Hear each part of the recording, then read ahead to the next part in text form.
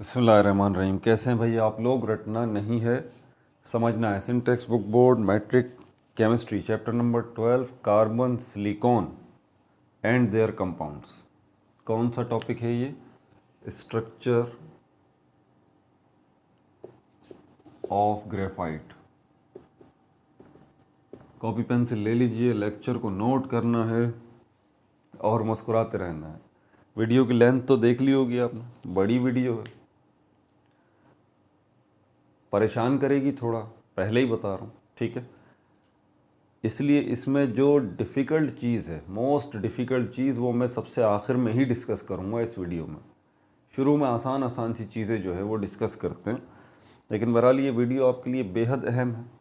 ख़ास तौर पे आगे चल के जब आप ऑर्गेनिक केमिस्ट्री को शुरू करेंगे, उसमें ये वीडियो आपको बहुत ज़्यादा फ़ायदा देगी। बहरहाल चलते हैं स्ट्रक्चर ऑफ ग्रेफाइट की तरफ। स्ट्रक्चर वर्ड जब भी आता है, मैंने इससे पिछली वीडियो में भी स्ट्रक्चर ऑफ डायमंड में भी बताया है, स्ट्रक्चर का मतलब होता है जब भी आए बॉडी, शेप, साइज, कंपोजिशन, या खालिस उर्दू में इसको कहा जाता है बुनियादी ढांचा। मिसाल के तौर पर अगर आपसे कहा जाए स्ट्रक्चर बताइए बिल्डिंग का, तो इनडायरेक्ट वे में वो आपसे उस बिल्डिंग की बॉडी के बारे में पूछ रहा है, उसके साइज़ के बारे में, बिल्डिंग की शेप के बारे में, उसकी कंपोजिशन यानी कि बनावट के बारे में पूछ रहा है, उसके रूम्स के बारे में पूछ रहा है, कितने रूम्स हैं, और उन रूम्स की लोकेशन के बारे में पूछ रहा है कि कहाँ कहाँ पर हैं वो रूम्स उस बिल्डिंग के अंदर। तो ये वर्ड है मतलब स्ट्रक्चर का। अगर आपसे स्ट्रक्चर ऑफ ग्रेफाइट का पूछा जा रहा है तो समझ जाइए यहाँ पर ग्रेफाइट के स्ट्रक्चर से रिलेटेड। तो ग्रेफाइट है क्या, व्हाट, सबसे पहले ये तो पता हो, ग्रेफाइट एक एलिमेंट, कार्बन है। डायमंड क्या है? वो भी कार्बन है, एलिमेंटल कार्बन है, ठीक है, प्योरली कार्बन के एटम से मिलके बना है। और एक और नाम क्या है इसका? एलोट्रॉप है कार्बन का। डायमंड भी एक एलोट्रॉप है कार्बन का। ये सारी तफसीलात हम पीछे डिस्कस कर चुके हैं। जो सब तफसील से सीरीज़ पूरी ये देख रहे हैं, कार्बन सीरीज़ जो है, तो उनको सबको पता है इसका।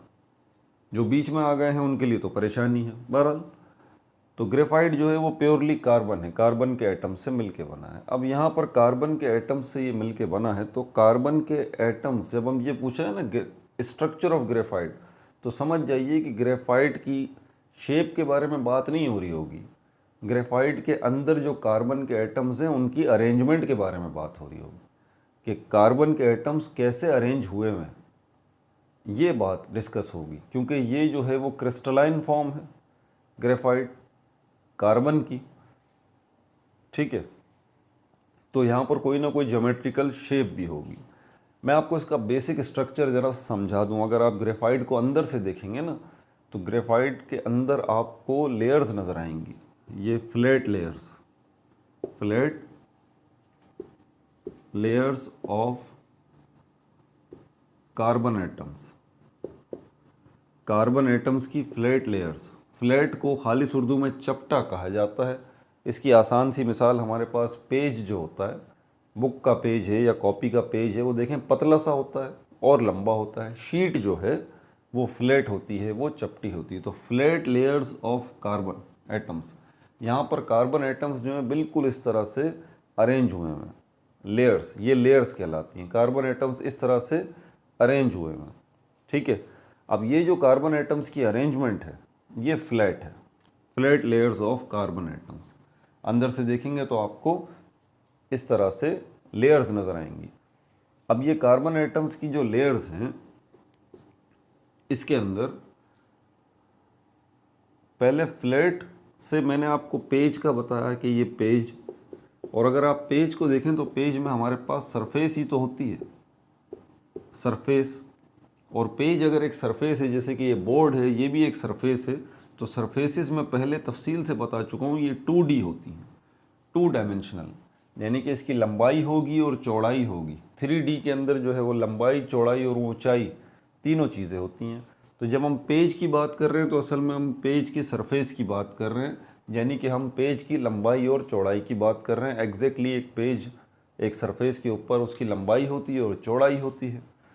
Flat layers of carbon atoms हैं, तो कार्बन एटम्स भी बिल्कुल इसी तरह लंबाई और चौड़ाई में अरेंज हुए हुए हैं, तभी तो जाके वो पेज के जैसी अरेंजमेंट बनेगी ना। ज़रा अपने तसव्वुर में देखिए, जैसे कि मिसाल के तौर पर ये देखिए, ये जो आपको नज़र आ रहा है ये एक पेज है, तो इस तरह से कार्बन एटम्स जो हैं वो इसमें अरेंज हुए हैं। एक लेयर ये रही, नज़र आ रही है, इसको मैं यूँ नहीं करता, इसको मैं यूँ कर लेता हूँ ऐसे, तो ये हो गई एक लेयर। इसी के नीचे दूसरी लेयर हो गई, तीसरी लेयर हो गई, चौथी लेयर हो गई। हर लेयर के अंदर आपको कार्बन एटम्स जो हैं वो लंबाई में और चौड़ाई में नज़र आएंगे, एक दूसरे के साथ कोवैलेंटली बॉन्डेड हुए हुए। अब कार्बन एटम्स इस तरह से मौजूद होंगे जब लंबाई और चौड़ाई में, तो आपस में कार्बन एटम्स के दरमियान बॉन्ड भी होगा। वो कौन सा बॉन्ड है? वो कोवैलेंट बॉन्ड है। तो एक लेयर ये हो गई कार्बन एटम की। तो ग्रेफाइट को जब माइक्रोस्कोप के अंदर से देखा जाता है तो वहाँ पर कार्बन के एटम्स की लेयर्स इस तरह से नज़र आती हैं। एक लेयर ये रही, दूसरी ये रही, तीसरी ये रही, चौथी ये रही, पाँचवीं ये रही, छठी ये रही। इस तरह से ये टॉप बॉटम स्टैक्ड हुई हुई होती हैं, जैसे अप एंड डाउन रखते हैं ना, इस तरह से ये स्टैकिंग हुई हुई होती है। ये आई होप कि आपके जहन में पूरा स्ट्रक्चर जो है इन एटम्स का बैठ गया होगा। अब आगे चलते हैं ज़रा। ये आपके जहन में स्ट्रक्चर तो बैठ गया है कि ये कार्बन, ये जो फ्लैट लेयर्स हैं इनके दो तीन नाम्स भी हैं, लेकिन एक बड़ा एग्जैक्ट जो नाम है इसको ग्राफीन लेयर कहते हैं। Graphene layer, graphene layer. तो फ्लैट लेयर तो एक कॉमन नेम है, हमारा खुद का बनाया हुआ है, समझाने नुक्ता नज़र से आपको समझाने के लिए। इसी फ्लैट लेयर का बाकायदा एक स्पेसिफिक नेम है, इसको ग्राफीन लेयर जो है वो कहा जाता है। क्या कहा जाता है इसको? ग्राफीन लेयर जो है वो कहा जाता है। अब इसके अंदर जो है वो हमारे पास, अब अगर मैं आपसे एक बात पूछता हूँ कि ग्रेफाइट जो है वो किससे मिलके बना हुआ है, तो आप कहेंगे ग्रेफाइट जो है वो ग्राफीन लेयर्स से मिलके बना हुआ है, इन फ्लैट लेयर्स से मिलके बना हुआ है, जो पेज जैसी हैं, जिनकी सिर्फ लंबाई है और चौड़ाई है, और हर लेयर, हर ग्राफीन लेयर दूसरी ग्राफीन लेयर के दरमियान डिस्टेंस मौजूद है। ठीक है, एक ग्राफीन लेयर ये हो गई और दूसरी ग्राफीन लेयर ये हो गई, तीसरी ग्राफीन लेयर ये हो गई। तो ये जो ग्राफीन लेयर्स हैं जिनके अंदर कार्बन के एटम्स लंबाई और चौड़ाई में अरेंज हुए हैं, हर लेयर जो है दूसरी लेयर के दरमियान डिस्टेंस मौजूद है, ये बात याद रखिएगा। अब ये ग्राफीन लेयर जो है, ग्राफीन लेयर या ये फ्लैट लेयर जो बनी हुई है, ये फ्लैट लेयर इस तरह थी, ये पेज की तरह ऐसे। अब अगर मैं इसको यूं कर दूं आपके सामने, इस लेयर को ऐसे आपके सामने कर दूं, तो अब पोजीशन इसकी क्या होगी? जब मैं इस तरह से इसको आपके सामने करूंगा तो इसके अंदर जो कार्बन के एटम्स नज़र आएंगे वो आपको हेक्सागोनल रिंग्स की शेप में नज़र आएंगे। हेक्सागोनल रिंग्स आपको जो है वो नज़र आएंगी। मैंने कहा था ना कि कार्बन एटम लंबाई और चौड़ाई में होंगे, लेकिन लंबाई और चौड़ाई में भी ऐसे नहीं होंगे कि इस तरह से ये सी सी सी सी सी इस तरह से होंगे, नहीं, ऐसे नहीं होंगे, बल्कि इसके अंदर भी आपको ऐसे जो है वो नज़र आएंगी। मैं बना के दिखाता हूँ। हेक्सागोनल रिंग्स की शेप में आपको नज़र आएंगे। जैसे कि हेक्सा का मतलब होता है 6, गोनल वर्ड गोन से निकला, इसका मतलब होता है साइड्स। रिंग्स जो है, रिंग का मतलब फ़ौरन आपके जहन में अंगूठी आ जाएगा, इंगिश्तरी खालिस उर्दू में जिसको कहा जाता है, ये रिंग। तो केमिस्ट्री की दुनिया में रिंग का मतलब ये नहीं होता। केमिस्ट्री की दुनिया में रिंग का मतलब ऐसी चीज़ होता है जो अनब्रोकन हो, जो ब्रोकन ना हो, जो टूटी हुई ना हो। मिसाल के तौर पर ये भी एक रिंग है, ये जी, ये भी एक रिंग है, और ये भी एक रिंग है। समझ में आ गई बात? ये सारी रिंग्स हैं केमिस्ट्री की दुनिया में, क्योंकि ये अनब्रोकन है। अगर इसकी एक साइड टूटी हुई है तो ये रिंग नहीं कहलाएगी। इसकी एक साइड टूटी हुई है तो ये रिंग नहीं कहलाएगी। इसकी एक साइड टूटी हुई है तो ये रिंग नहीं कहलाएगी। इसको अनब्रोकन होना चाहिए। तो यहाँ पर आपको जो कार्बन के एटम्स नज़र आ रहे हैं वो आपको कैसे नज़र आ रहे हैं? वो आपको हेक्सागोनल रिंग्स की शेप में नज़र आ रहे हैं। अब ये हेक्सागोनल रिंग जो है वो किस किस्म का रिंग है, जो कि मैंने पहले भी बनाया था, ये वाला, ये और ये। इसको समझना आपके लिए बेहद ज़रूरी है। अभी इस पे मेहनत कर लें, ये आगे जाके जो है ना आपको फर्स्ट ईयर में भी फ़ायदा देगा ऑर्गेनिक केमिस्ट्री, सेकंड ईयर में भी फ़ायदा देगा, वो तो पूरा जो है वो भरा पड़ा है ऑर्गेनिक केमिस्ट्री से। तो और अभी मैट्रिक में भी है, तो इसलिए इसको ज़रा समझ लीजिए। हेक्सागोनल रिंग कहलाती है, और हेक्सा का मतलब 6, गोनल मतलब साइड्स। तो यहाँ पर एक ये रही एक साइड, दूसरी, तीसरी, चौथी, पांचवी और ये छठी साइड्स, देखा आपने। लेकिन हकीकतन ये जो इस तरह मैंने लाइंस बना के ये हेक्सागोनल बनाया है, ये लाइंस की जगह पर कार्बन के एटम्स अरेंज हुए हैं। मैं बना देता हूँ अब इसकी जगह पे। दूसरी पिक्चर भी देख लें। मैंने कहा आपको मेहनत करनी पड़ेगी इस पर, मेरे साथ साथ जो ना पेपर लेके इसकी ड्राइंग कीजिए आप। तो मैं इस जगह पर अब ये एक कार्बन का एटम बना देता हूँ, एक ये, एक ये, एक ये, एक ये और एक ये, नज़र आ रहा है। ये कार्बन का एटम, ये कार्बन का एटम, ये कार्बन का एटम, ये और ये, नज़र आया आप। कुछ इसी किस्म की ये रिंग जो है देखें बन गई है। मतलब इन कॉर्नर्स पे कार्बन के एटम्स हैं असल में, इस तरह से जो है वो कार्बन के एटम्स अरेंज हुए हैं। अच्छा, मैंने जैसे कहा कि एक पूरी लेयर है, फ्लैट लेयर, और उसके ऊपर कार्बन के एटम्स जो हैं वो इन हेक्सागोनल रिंग्स की शक्ल में अरेंज हुए हैं। तो ऑब्वियस सी बात है कि सिर्फ एक रिंग नहीं होगी ये, ठीक है, बल्कि इस एक रिंग के साथ यहाँ मैं बना देता हूँ, जैसे ये एक रिंग बनी, इसी के साथ ये दूसरी रिंग भी बनेगी, इसी के साथ ये तीसरी रिंग भी बनेगी, समझ आ रही है बात आपको, और इसी के साथ ये चौथी रिंग भी जो है वो बन जाएगी।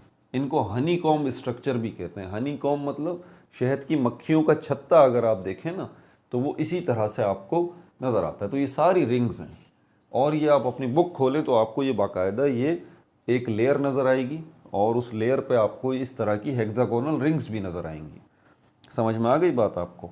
तो ये हेक्सागोनल रिंग्स जो हैं वो मिलती हैं तो एक ग्राफीन लेयर बनती है, और ग्राफीन लेयर्स मिलती हैं तो क्या बनता है, ग्रेफाइट बनता है। Very simple. अब आपसे कोई स्ट्रक्चर पूछे कि भाईजान ग्रेफाइट का स्ट्रक्चर बता दीजिए, तो आप बता दें कि भाई ग्रेफाइट जो है वो कार्बन के एटम से मिलके बना है। वो बोलेगा भाई हमें पता है ये बात, तो हम भी कोई इतने बच्चे नहीं हैं, हमें भी पता है ग्रेफाइट जो है कार्बन के एटम से मिलके बना है। मैंने आपसे पूछा स्ट्रक्चर बताइए, मैंने और तफसीलात नहीं पूछी हैं आपसे, आप स्ट्रक्चर बताइए ज़रा, ग्राफीन का स्ट्रक्चर।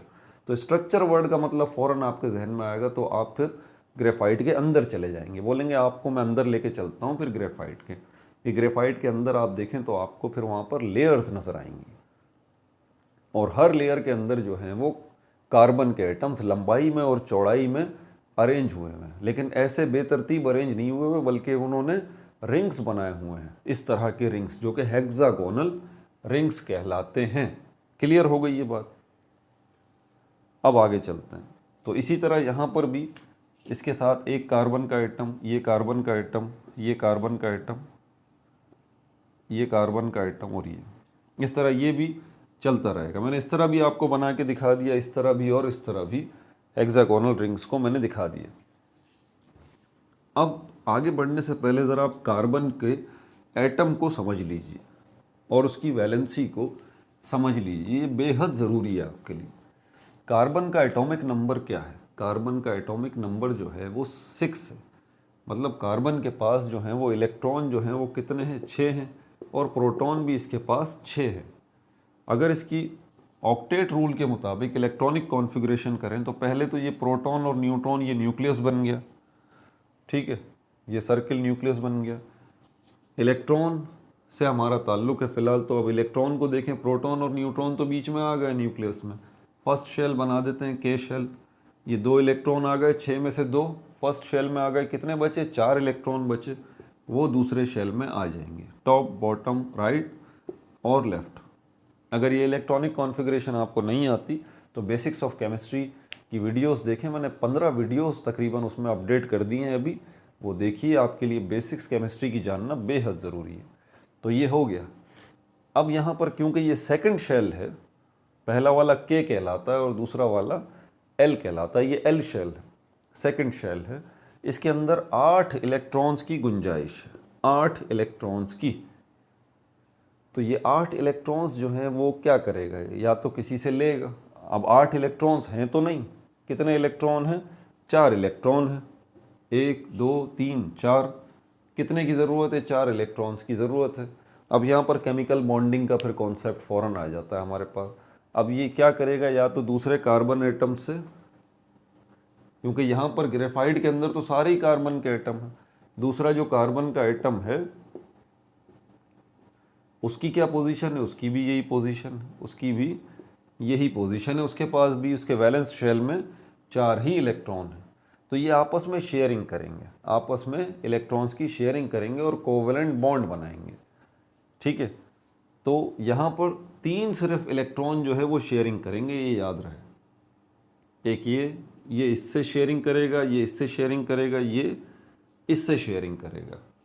समझ में आ रही है बात। लेकिन एक जगह पे हमारे पास यहाँ पर एक इलेक्ट्रॉन डीलोकेलाइज्ड होगा इसके अंदर, ये बात हम डिस्कस कर चुके हैं पहले। एक इलेक्ट्रॉन ऐसा होगा कार्बन के अंदर जो कि डीलोकेलाइज्ड होगा, फ्री होगा, अकेला वो घूमता रहेगा। ये मैंने ग्रेफाइट वाली वीडियो में तफसील से बात की है कि वो जो अकेला इलेक्ट्रॉन फ्रीली मूव करता रहेगा पूरी एक लेयर के अंदर, पूरी एक ग्राफीन लेयर के अंदर, वो एक इलेक्ट्रॉन जो है वो एक एटम का वो घूमेगा पूरी लेयर के अंदर, जितनी हेक्सागोनल रिंग्स हैं सबके अंदर। अब कितनी सारी हेक्सागोनल रिंग्स हैं एक लेयर के अंदर, बहुत सारी हेक्सागोनल रिंग्स हैं। एक हेक्सागोनल रिंग के अंदर कितने कार्बन के एटम है, 6 कार्बन के एटम है। मतलब एक हेक्सागोनल रिंग से 6 कार्बन के एटम है, तो 6 डीलोकेलाइज्ड इलेक्ट्रॉन, फ्री इलेक्ट्रॉन्स जो है वो निकलेंगे। ये ई के ऊपर मैंने माइनस साइन लगा दिया इलेक्ट्रॉन के लिए, तो एक रिंग से ये निकलेंगे, तो दूसरी रिंग से भी 6 निकलेंगे, तीसरी रिंग से भी 6 निकलेंगे। इस तरह ये हर रिंग से 6 इलेक्ट्रॉन्स जो हैं डीलोकेलाइज्ड, ये पूरी इस लेयर के अंदर जो है वो क्या करेंगे, फ्लो कर रहे होंगे, फ्रीली मूव कर रहे होंगे। और इसी वजह से इलेक्ट्रिक करंट जो है वो ग्रेफाइट में फ्लो कर सकता है। बहरहाल साथ साथ मैंने आपको ये भी बता दिया। अब यहाँ पर इसको ज़रा समझ लीजिए आप, ये हो गया। अब यहाँ पर एक कार्बन का एटम जब दूसरे कार्बन के एटम के साथ बॉन्ड बनाता है तो वो सिंगल बॉन्ड भी बना सकता है इसके साथ, और इसके साथ डबल बॉन्ड भी बना सकता है। सिंगल बॉन्ड का मतलब ये है कि ये कार्बन का एटम एक इलेक्ट्रॉन लाएगा शेयरिंग के लिए, ये भी एक इलेक्ट्रॉन लाएगा शेयरिंग के लिए। अगर ये 2 इलेक्ट्रॉन ले आता है शेयरिंग के लिए और ये भी 2 इलेक्ट्रॉन ले आता है शेयरिंग के लिए, तो उसके नतीजे में यहाँ जो बॉन्ड बनेगा वो डबल कोवेलेंट बॉन्ड बनेगा। अब यहाँ पर उस हेक्सागोनल रिंग को ज़रा रिकॉल करें, इसको मिटा दूँ अपना। अब ये बात जहन नशीन रखनी है, आपने भूलना नहीं है, क्योंकि ताकि आपको ये बात समझ में आए। हमने देख लिया कि ग्रेफाइट किससे मिलके बना है, आप बोलेंगे ग्राफीन लेयर्स से मिलके बना है। मैं कहूँगा ग्राफीन लेयर्स किससे मिलके बनी है, आप बोलेंगे ग्राफीन लेयर्स हेक्सागोनल रिंग्स से मिलके बनी है। फिर मैं कहूँगा हेक्सागोनल रिंग्स किससे मिलके बनी है, तो आप कहेंगे 6 कार्बन के एटम से मिलके बनी है, इस तरह से। अब मैं अगली बात जो आपसे पूछूंगा कि एक हेक्सागोनल रिंग में जो 6 कार्बन के एटम हैं, क्या उन्होंने आपस में बॉन्डिंग की हुई है, आप कहेंगे बिल्कुल बॉन्डिंग की हुई है। कौन सी की हुई है, कोवेलेंट बॉन्डिंग। अब कोवेलेंट बॉन्डिंग जब की हुई है तो कौन सी की हुई है, सवाल ये पैदा होता है, single covalent bond, single covalent bond. अब इंटरेस्टिंग फैक्टर यहाँ पे आपने देखना है, एक कार्बन का एटम जो है उसके पास 1 2 3 4 बॉन्ड वो बनाएगा दूसरे कार्बन के एटम के साथ, यही बात है ना।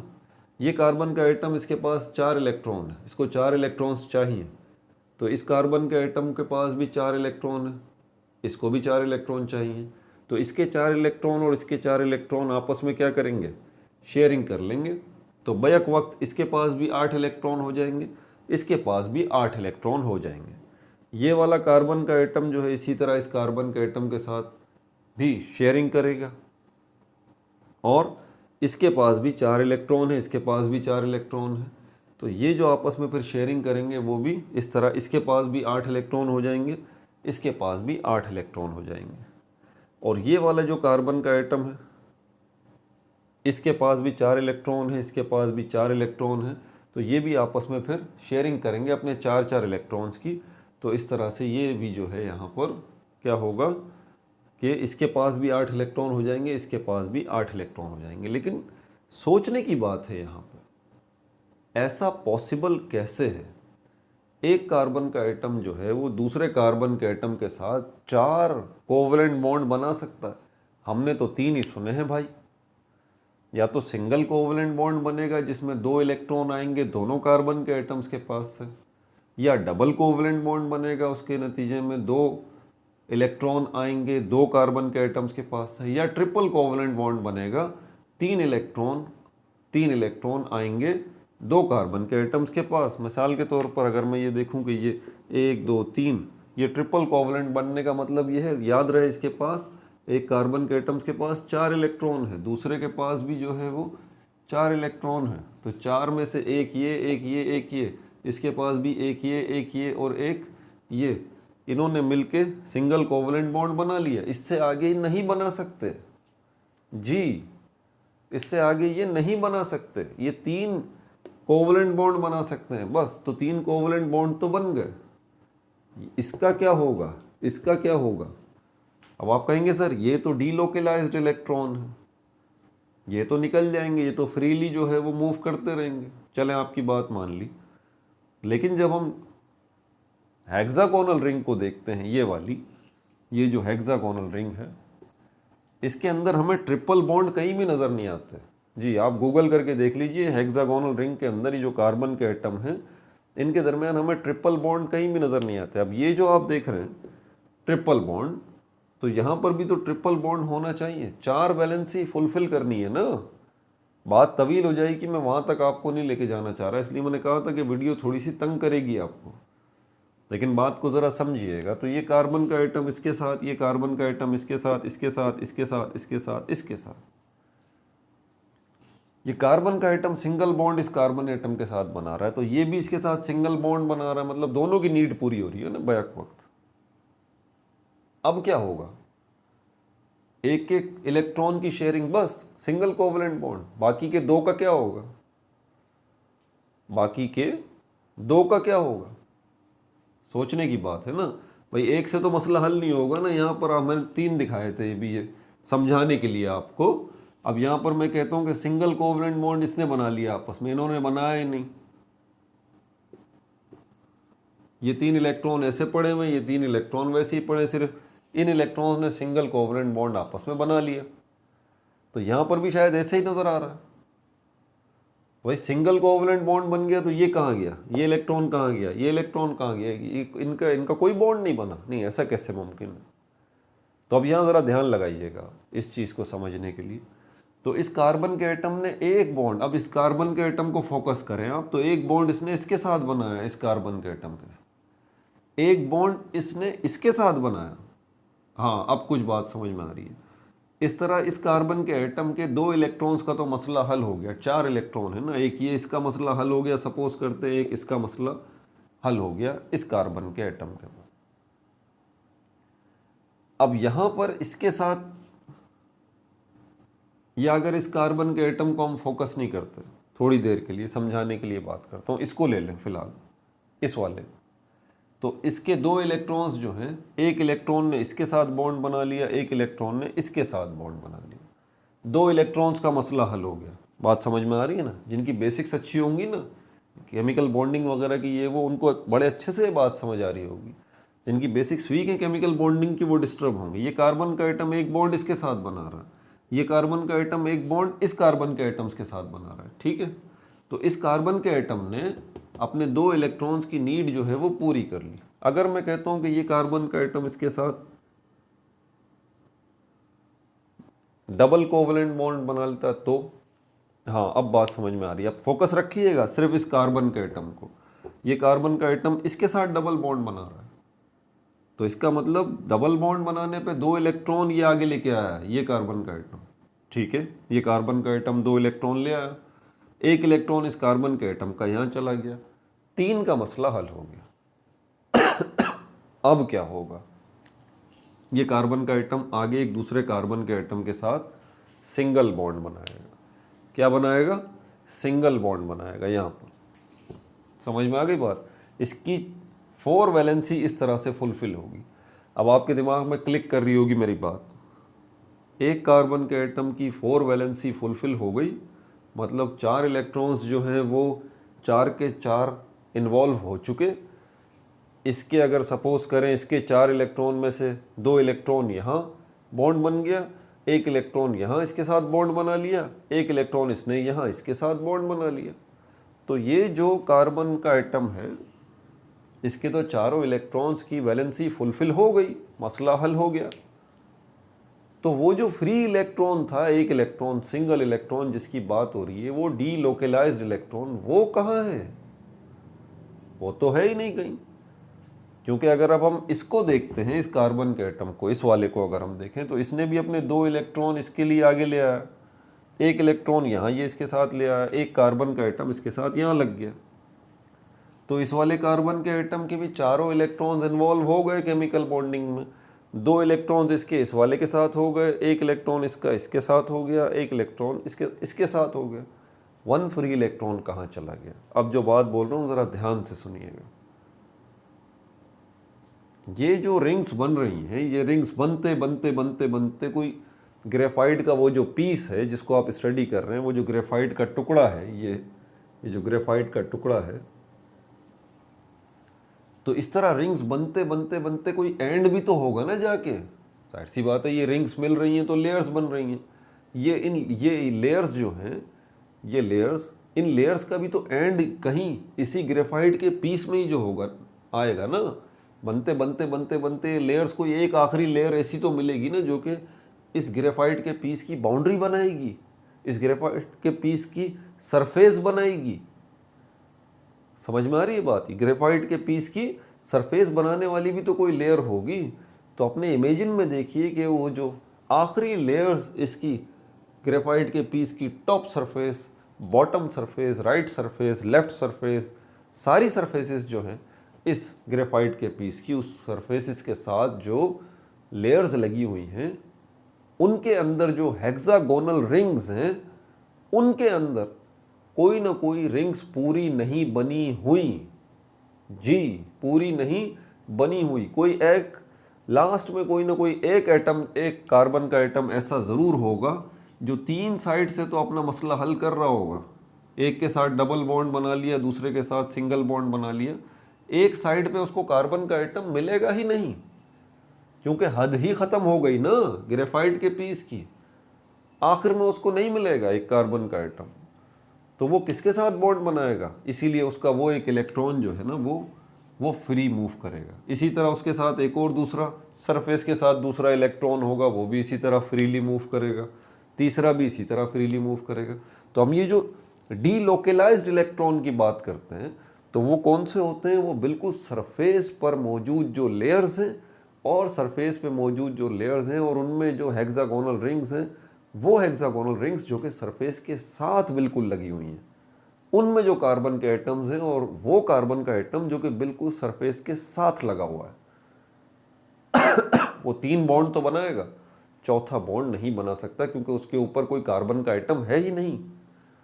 इसलिए चौथा इलेक्ट्रॉन उस कार्बन के एटम का वो डीलोकलाइज्ड होगा, घूमता रहेगा। और इसी तरह बहुत सारी रिंग्स होंगी, उनके अंदर बहुत सारे इसी तरह कार्बन के एटम्स होंगे जिनको आगे कोई दूसरा एक इलेक्ट्रॉन नहीं मिलेगा शेयरिंग के लिए। ये सारी डिटेल्स थी जो कि मैंने आपको बताई हैं। अभी मैं इस चीज़ का दावा तो नहीं करता कि मैं आपको बहुत अच्छे से ये सब कुछ समझा सका हूँ। काफ़ी सारे बच्चे जो वीडियो देख रहे होंगे, ये वीडियो सिर्फ उन्हीं को समझ में आएगी जिनकी बेस बड़ी स्ट्रांग होगी और जिन्होंने बड़ी मेहनत की हुई होगी पहले ही। इसीलिए मैं पहले बता रहा हूँ ये सब कुछ। लेकिन नए बच्चे भी समझ सकते हैं अगर इस वीडियो को एक दफ़ा और देखें और अपनी केमिकल बॉन्डिंग के कॉन्सेप्ट्स को मजबूत करें। ठीक है भाई? तो ये बहरहाल हेक्सागोनल रिंग का एक और कॉन्सेप्ट आपको साथ ही दे दूं कि इसके अंदर ये जो कार्बन के एटम हैं, वो हेक्सागोनल रिंग्स जो हैं वो भी कुछ बेसिक यूनिट्स जो हैं वो आपस में मिलते हैं तो जाके हेक्सागोनल रिंग्स जो है वो बनती हैं। ये है वो बेसिक स्ट्रक्चर, ये है वो बेसिक यूनिट्स, ये जब आपस में मिलेंगे तो हेक्सागोनल रिंग बनेगी। हेक्सागोनल रिंग्स मिलेंगी तो एक ग्राफीन लेयर बनेगी और ग्राफीन लेयर्स मिलेंगी कुछ फासले के साथ तो ग्रेफाइट बन जाएगा। समझ में आ गई बात? तो ये बेसिक यूनिट है और इस बेसिक यूनिट के अंदर हमारे पास 4 कार्बन के एटम होते हैं। एक कार्बन का एटम, दूसरा कार्बन का एटम, तीसरा और चौथा। इनमें से 2 कार्बन के एटम्स ऐसे हैं जो कि डबल बॉन्ड बनाते हैं आपस में और 2 कार्बन के एटम्स ऐसे हैं जो कि सिंगल बॉन्ड बनाते हैं। ये नज़र भी आ रहा होगा आपको। ये बेसिक यूनिट है। ये क्या है? ये बेसिक यूनिट है। इसी किस्म के बेसिक यूनिट्स जो है वो आपस में मिलते हैं जब इसी तरह के बेसिक यूनिट्स जब आपस में मिलते हैं तो इसके नतीजे में क्या बनता है? हेक्सागोनल रिंग बनती है। और हेक्सागोनल रिंग्स जब मिलती हैं तो क्या बनता है? ग्राफीन लेयर जो है बनती है। और जब ग्राफीन लेयर्स मिलती हैं तो क्या बनता है? तो ग्रेफाइट बन जाता है। ठीक है भाई, मेरे ख्याल में इतना काफ़ी है इसको लेके। अब कुछ जनरल बातें आप इसके हवाले से जान लीजिए। एक साइंटिफिक क्वेश्चन आ जाता है यहाँ पर, साइंटिफिक रीजनिंग में आ जाता है, वाई ग्रेफाइट स्लिपरी स्लिप होने वाला। ग्रेफाइट के ऊपर हाथ लगाए ना तो फिसलेगा हाथ आपका, स्लिप होगा, आपकी फिंगर स्लिप होगी, ग्रेफाइट शाइन करेगा और आपको स्लिपरी टच देगा। तो स्लिपरी क्यों है ये बता दीजिए। उसकी वजह ये है कि ये एक लेयर जो है ना,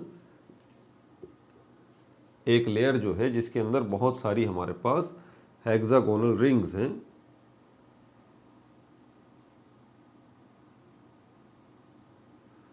इस तरह की पिक्चर में आपको बुक में नज़र आ रहा होगा। तो ये एक लेयर और ये दूसरी लेयर जो है, ऑब्वियस सी बात है, देखिए सारी चीज़ें जब तक ग्रेफाइट का वो पीस जो है वो जो बना हुआ है उसके अंदर ये ग्राफीन की लेयर्स हैं, ये मिली हैं। न सिर्फ ये मिली हैं बल्कि इन ग्राफीन की लेयर्स के दरमियान भी एक फोर्स ऑफ अट्रैक्शन मौजूद है जिसने इनको आपस में, दोनों सारी लेयर्स को आपस में बांध के रखा हुआ है। केमिकल बॉन्डिंग जो है वो 2 तरह की होती है, ये बात आप याद रखिएगा। एक होती है इंटरमोलिक्यूलर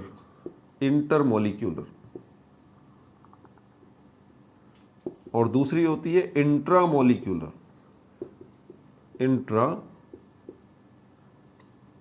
दोनों में फ़र्क रखिएगा। ये इंट्रामोलिक्यूलर जो है ये कौन सी है? विदिन मॉलिक्यूल के अंदर, विदिन मॉलिक्यूल। मिसाल के तौर पर H2O का मॉलिक्यूल है तो इसके अंदर जो हाइड्रोजन और ऑक्सीजन, ये 3 एटम्स जो आपस में, इनके दरमियान जो फोर्स ऑफ अट्रैक्शन है, इनके दरमियान जो केमिकल बॉन्ड है जिसने इन एटम्स को आपस में बांध के रखा हुआ है, उस केमिकल बॉन्ड को हम क्या बोलेंगे? उसको हम कहेंगे इंट्रामोलिक्यूलर फोर्स ऑफ अट्रैक्शन या इंट्रामोलिक्यूलर केमिकल बॉन्ड। समझ में आ गई? तो ये वो जो है विदिन मॉलिक्यूल के अंदर जो एटम्स हैं उनको आपस में बांध के रखता है। ठीक है। और इंटरमोलिक्यूलर फोर्स ऑफ अट्रैक्शन कौन सी है? इंटरमोलिक्यूलर फोर्स ऑफ अट्रैक्शन वो है जो एक मॉलिक्यूल और दूसरे मॉलिक्यूल के दरमियान होती है। भाई इन मॉलिक्यूल्स को भी तो कोई जोड़ेगा ना, कोई फोर्स इन मॉलिक्यूल्स को भी तो जोड़ेगी, क्योंकि पानी बनेगा कैसे? H2O के मॉलिक्यूल्स जब मिलेंगे, सिर्फ मिलना थोड़ी है H2O के मॉलिक्यूल्स को, उनको आपस में जुड़ना भी है, उनको आपस में बंधना भी है, उनको बाइंड भी होना है एक दूसरे के साथ। तो कोई फोर्स इन मॉलिक्यूल्स को भी तो जोड़ेगी ना आपस में। तो वो फोर्स जो कि मॉलिक्यूल्स को आपस में जोड़ती है उसको कहते हैं इंटरमोलिक्यूलर केमिकल बॉन्ड या इंटरमोलिक्यूलर फोर्स ऑफ अट्रैक्शन। और मॉलिक्यूल के अंदर जो एटम्स हैं उनको जो फोर्स जोड़ती है उसको हम कहते हैं इंट्रामोलिक्यूलर फोर्स ऑफ अट्रैक्शन, जो कि विद इन द मॉलिक्यूल होती है। और इंटरमोलिक्यूलर ये होती है बिटवीन मॉलिक्यूल्स के दरमियान। समझ में आ गई बात? तो ये जो लेयर है, एक हेक्सागोन, ये जो हमारे पास लेयर है और दूसरी लेयर है, इनके दरमियान भी क्या होगा? इनके दरमियान भी एक फोर्स ऑफ अट्रैक्शन होगी। और ये कौन सी होगी? ये हमारे पास इंट्रामोलिक्यूलर नहीं होगी बल्कि इंटरमोलिक्यूलर होगी। क्योंकि यहाँ पर मॉलिक्यूल तो नहीं है बल्कि ये लेयर्स हैं, तो इन लेयर्स के दरमियान, ग्राफीन लेयर्स के दरमियान भी एक फोर्स ऑफ अट्रैक्शन है, केमिकल बॉन्ड है। और उस केमिकल बॉन्ड, वो हमारे पास केमिकल बॉन्ड जो है वो कौन सा है, इंटरमोलिकुलर फोर्स ऑफ अट्रैक्शन वाला है या इंटरमोलिकुलर बॉन्ड है। और ये बेसिकली 3 टाइप्स का होता है। इनके नाम क्या है, hydrogen bonding, dipole dipole force, और तीसरा जो है वो वान डर वाल्स फोर्सेस। तो इनके दरमियान जो केमिकल बॉन्ड होगा वो कहलाएगा वान डर वाल्स फोर्सेस, वान डर वाल्स फोर्सेस। ये वान डर वाल्स वी से शुरू होता है, वी से, वान डर वाल्स फोर्सेस। तो क्वेश्चन ये हमारा था कि ग्रेफाइट जो है वो स्लिपरी क्यों होता है। उसकी वजह ये कि वान डर वाल्स फोर्सेस जो है बहुत वीक फोर्स है, तो इतनी ज़्यादा ये 2 लेयर्स को आपस में ग्रिप करके नहीं रख पाती ये वान डर वाल्स फोर्स। और उसकी वजह ये क्या होता है कि उसकी वजह से, उस वीक वान डर वाल्स फोर्स की वजह से, क्योंकि ग्रिप अच्छी नहीं है इसकी, जिसकी वजह से ये 2 ग्राफीन लेयर्स को बांध के रख सके, तो इसलिए ये 2 ग्राफीन की लेयर्स एक दूसरे पे क्या करती हैं, स्लाइड करती हैं, फिसलती हैं। एक दूसरे पे क्या करती हैं, स्लाइड करती हैं, फिसलती हैं। तो इनकी स्लाइडिंग की वजह से हमें स्लिपरी टच जो है वो मिलता है। ये देखें, साइंटिफिक क्वेश्चन आ सकता है आपके पास कि वाई, ऐसा क्यों है, सेक्शन बी के अंदर नॉर्मली। ठीक है भाई, आधे घंटे से ऊपर की वीडियो ये हो चुकी, और इसमें सिर्फ मैं अभी आपको यही डिटेल्स जो है वो बता सका हूँ। बाकी डिटेल्स जो हैं वो बहुत ही आसान है, पहले भी बता चुका हूँ मैं आपको, पढ़ के ही सुना देता हूँ इसमें क्या क्या है। स्लाइड ओवर का भी मैंने आपको बता दिया। एक कार्बन और दूसरे कार्बन एटम के दरमियान जो बॉन्ड डिस्टेंस है, बॉन्ड लेंथ है या डिस्टेंस है एक कार्बन से दूसरे कार्बन के दरमियान, वो कितना है हमारे पास, 1.42 एंगस्ट्रॉम। 1.42 एंगस्ट्रॉम, ये क्या है, ये डिस्टेंस है। स्ट्रक्चर ऑफ डायमंड के अंदर एंगस्ट्रॉम को तफसील से बता चुका हूँ। तो एक कार्बन और दूसरे कार्बन एटम के दरमियान जो बॉन्ड डिस्टेंस है, बॉन्ड लेंथ है, जो फासला है एक कार्बन और दूसरे कार्बन एटम के दरमियान, वो ये है। और एक लेयर और दूसरी लेयर के दरमियान जो डिस्टेंस है वो भी नोट कर लीजिए, वो है 3.35 एंगस्ट्रॉम। ये MCQs में क्वेश्चंस आ जाते हैं, इसलिए ध्यान लगाइए ज़रा इनके ऊपर। ठीक है, और क्या है इसके अंदर, सारी चीज़ें हो गई। अच्छा, डायमंड के मुकाबले में ये लेस डेंस होता है।